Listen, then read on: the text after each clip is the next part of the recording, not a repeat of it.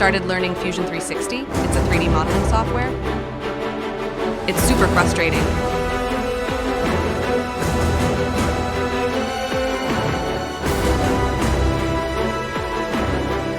But I finally did it. I made something. A Lego. I printed it. Check it out.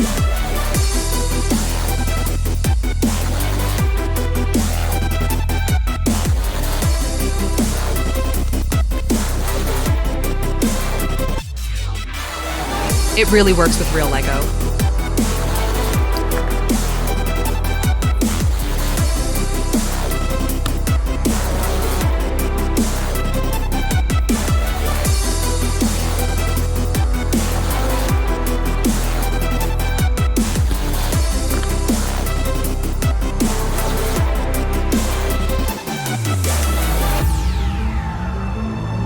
Thanks, y'all. Like, comment, and subscribe. See you in the next one.